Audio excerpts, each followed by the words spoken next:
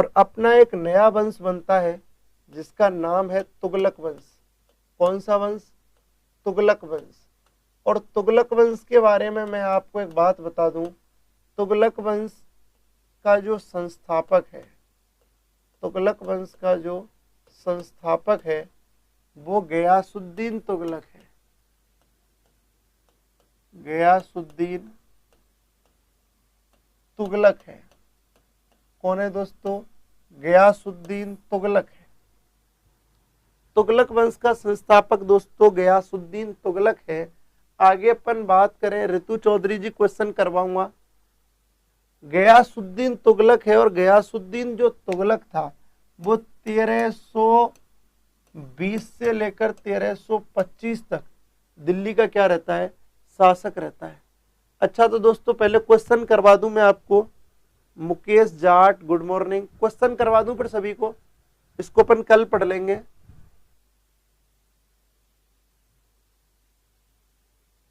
निम्नलिखित में से कौन एक मोहम्मद गौरी का दास नहीं था? बहुत अच्छा क्वेश्चन है। निम्नलिखित में से कौन एक मोहम्मद गौरी का दास नहीं था? आंसर दें दोस्तों सारे के सारे के सारे।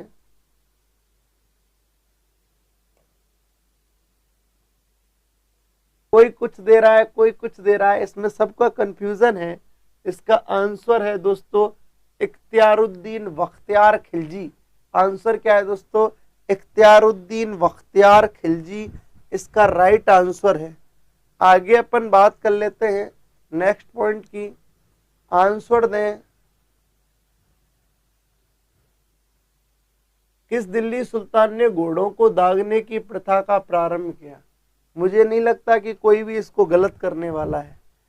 मुझे ऐसा नहीं लगता कि कोई भी इसको गलत करेगा। और दोस्तों ये तो सबका ही सही होना चाहिए, ये तो अच्छा है।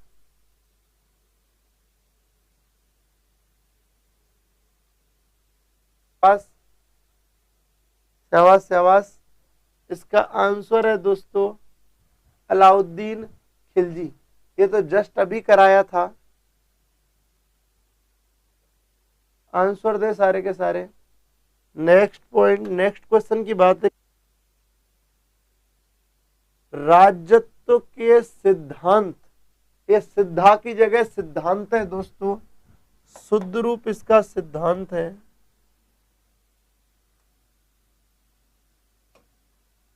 राजत्व के सिद्धांत की अपन बातें कर रहे हैं। और प्रशासनिक सिद्धांतों के संकलन वसैया से आप किस दिल्ली सुल्तान को संबद्ध कर पाते हैं? आंसर दें सारे के सारे। ऋतु चौधरी जी कौन सा क्वेश्चन छोड़ा था, मेरे को ध्यान ही नहीं आ रहा। वसैया से आप किस दिल्ली सुल्तान के संबंध में पाते हैं? तो आंसर है बलबन। आंसर क्या है दोस्तों? बलबन है।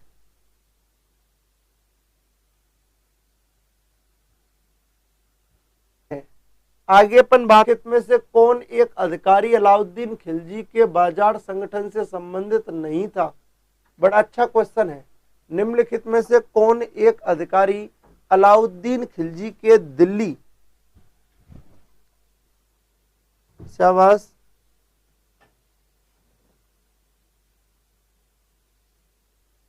आंसर दे दोस्तों। आंसर है दोस्तों, मैं दे देता हूं, आमिल। आंसर क्या है? आमिल। निम्नलिखित में से एक अधिकारी अलाउद्दीन खिलजी के बाजार संगठन से संबंधित नहीं था, वो कौन है दोस्तों? आमिल है। कौन है? आमिल है। नेक्स्ट पॉइंट की बातें कर लेते हैं। बिल्कुल दोस्तों वो कौन है? आमिल है। और इसको नीचे ले लेते हैं। निम्नलिखित में से कौन सा एक युग्म सही सुमेलित नहीं है? अच्छा मैंने पूछा था कि एवं तूता किसके समय में भारत आया, ये क्वेश्चन था क्या? Ibn Battuta. लिखित में से कौन सा एक युग्म सही सुमेलित नहीं है? आप आंसर दें, बहुत अच्छा क्वेश्चन है ये।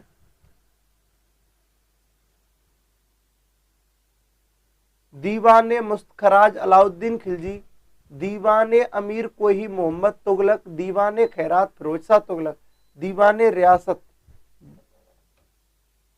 इसका सही आंसर है दोस्तों, थोड़ा टाइम भी हो चुका है, दीवाने रियासत बलबन।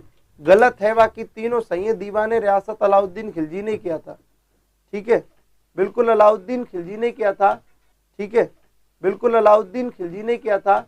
और याद रखना, इब्न तूता भारत किसके समय भारत आया, तो मोहम्मद बिन तुगलक के समय में आया था, ठीक है, मोहम्मद बिन तुगलक के समय में। नेक्स्ट आगे अपन बातें कर लेते हैं। ये भारतीय नरेशों में से, समझे दोस्तों, निम्नलिखित भारतीय नरेशों में से किसने सर्वप्रथम मोहम्मद गौरी को पराजित किया। बहुत अच्छा क्वेश्चन है, जो आप पढ़ चुके हो उसको एक बार खंगाल दिया है मैंने। समझे कि निम्नलिखित भारतीय नरेशों में से किसने सर्वप्रथम मोहम्मद गौरी को पराजित किया। आंसर दें आप सारे के सारे। बहुत अच्छा क्वेश्चन है, जो आप पढ़ के छोड़ चुके हो वो उठा लिया। निम्नलिखित भारतीय नरेशों में से किसने सर्वप्रथम मोहम्मद गौरी को पराजित किया। सारे के सारे जल्दी जल्दी आंसर दें, अब टाइम हो चुका है, जल्दी जल्दी आंसर दें। शाबाश, वेरी गुड, बहुत बढ़िया। तो आंसर दे दूं दोस्तों, आंसर है भीम द्वितीय। आंसर क्या है, भीम द्वितीय। मैंने आपको अच्छी तरीके से पढ़ाया था। भीम द्वितीय की मां नायिका देवी, भीम द्वितीय की मां नायिका देवी के विरुद्ध अलाउद्दीन मोहम्मद गौरी की भारत में पहली हार मानी जाती है। बिल्कुल, किसके विरुद्ध पहली हार मानी जाती है। लास्ट और अंतिम क्वेश्चन की बातें कर लेते हैं अपन। ये लास्ट क्वेश्चन है दोस्तों आज का। इब्न तूता यात्री था, बड़ा अच्छा क्वेश्चन है कि इब्न तूता यात्री था। आंसर दें सारे के सारे। मोहम्मद बिन तुगलक के समय में इंडिया आया था, भारत आया था। सल्तनत काल के समय में मोहम्मद बिन तुगलक के समय में आया था, और इसी ने पागल शासक भी कहा था इसको।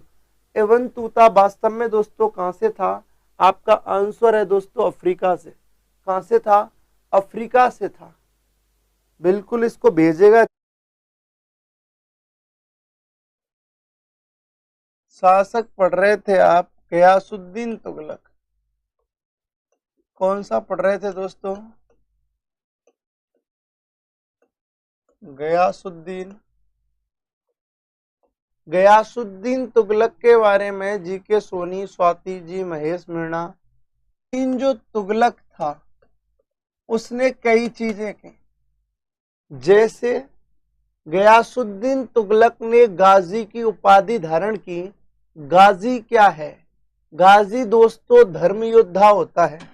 उसके अलावा भी उसने सिंचाई व्यवस्था को उत्तम करने हेतु, सिंचाई व्यवस्था को उत्तम करने हेतु, तो दोस्तों अपन बात करें, धन्यवाद महेश मीणा जी, थैंक यू सर। लाइव ज्यादा नहीं आ रहा है, मजा नहीं आ रहा। और ये कौन है अपना, कौन कह रहा है, किसी ने बोला था, ये संदीप कुमार राजपूत जी कह रहे हैं कि वो हमसे कंपटीशन करेंगे। दोस्त, किसी का भला भी तो तुम लोग कर रहे हो ना। गलत बात है ये, ऐसी भावनाएं मन में रखना, समझ रहे हो। तो गयासुद्दीन तुगलक ने गाजी की उपाधि धारण की, और गाजी की उपाधि धारण करने के बाद उसने दो उद्देश्य बनाए। एक तो किसानों की स्थिति में सुधार करना, दूसरा उपजाऊ भूमि का विस्तार करना। किसानों के लिए ऐसी नीति लाने वाला पहला शासक था। राधे श्याम जी, धन्यवाद सर, आपने शेयर किया। तो अब 2-3 जने बोल रहे हैं कि मैंने शेयर किया, बाकी सब तो आ गए, सुबह उठे और आ गए। सीखो.ऑनलाइन, गुड मॉर्निंग भाई। दोस्तों क्लास स्टार्ट हुई है तो अपन गयासुद्दीन तुगलक की बातें कर रहे थे। गयासुद्दीन तुगलक ने गाजी खां की उपाधि धारण की, किसानों के लिए बढ़िया करने का प्रयास किया। इसके अलावा दोस्तों सिंचाई हेतु सर्वप्रथम नहरों का निर्माण प्रारंभ किया। लक्ष्मीलाल पाटीदार जी, गुड मॉर्निंग। आगे अपन बात दें कि दोस्तों गयासुद्दीन तुगलक की इसके पुत्रों की बात करते हैं। देखो गयासुद्दीन तुगलक के बाद जो शासक बनेगा जूना खां या जोना खां, वो बड़ा इंपॉर्टेंट रहेगा। धन्यवाद दिलीप जी। पुत्र, पहला पुत्र, हम इसके पुत्रों की बात कर रहे हैं दोस्तों। फखरुद्दीन को बता दूं, फखरुद्दीन जोना खां को एक उपाधि मिली थी जिसका नाम था उलूग खां। क्या नाम था? उलूग खां। और इसको किसलू खां भी कहते थे। क्या कहते थे? किसलू खां भी कहते थे। इनको उपाधियां मिली, बड़े बड़े छोरे थे। इसके अलावा देखें दोस्तों, गयासुद्दीन तुगलक के बारे में 1320 से 25 ईस्वी तक इनका शासनकाल रहा है। नहरों का सर्वप्रथम निर्माण करवाया है, सिंचाई व्यवस्था को उत्तम करने का प्रयास किया है, खराज की दर 1/3 से 1/5 कर दी है। इसके अलावा दोस्तों बहुत सारे सुधार किए हैं इन्होंने दोस्तों। भारतीय डाक व्यवस्था का मैं कहूं कि उत्तम रूप से उसको संचालित करने हेतु नई व्यवस्थाओं का निर्माण किया है। तो बहुत सारी चीजें हैं। इन्होंने दोस्तों विधि संहिता भी बनाई है। क्या बनाई है?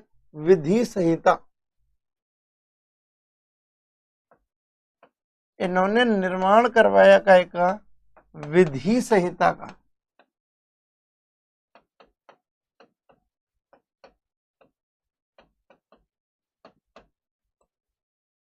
अब विधि संहिता क्या है? कानून संबंधी किताब है, अर्थात विधि संहिता बनाई क्यों? वहां पर नियमों को बनाया। मेरी बात सुने, कल आपने गयासुद्दीन तुगलक को पढ़ा था, गयासुद्दीन तुगलक के बारे में सुना था, गयासुद्दीन तुगलक को समझा था। तो दोस्तों इन्होंने विधि संहिता का निर्माण करवाया। और जो विधि संहिता थी वो क्यों बनवाई? ताकि सबके लिए एक नियम में एक कानून हो, अर्थात उनके द्वारा, या मैं कहूं दोस्तों इनके द्वारा, या मैं एक बात कह दूं कि दोस्तों उनके द्वारा लिए गए निर्णय, अधिकारियों के द्वारा लिए गए निर्णयों में एक रूपता हो, अर्थात कोई अलग अलग रूप में क्या ना ले, निर्णय ना ले।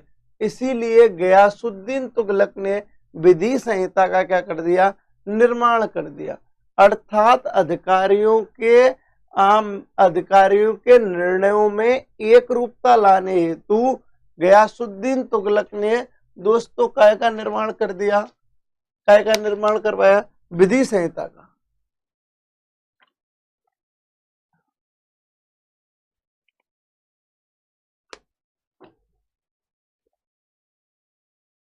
गयासुद्दीन तुगलक 1320 से 1325, 4 छोरा, फखरुद्दीन जोना खां, बैराम खां, जफर खां, नुसरत खां। फखरुद्दीन जोना खां, बैराम खां, जफर खां, नुसरत खां।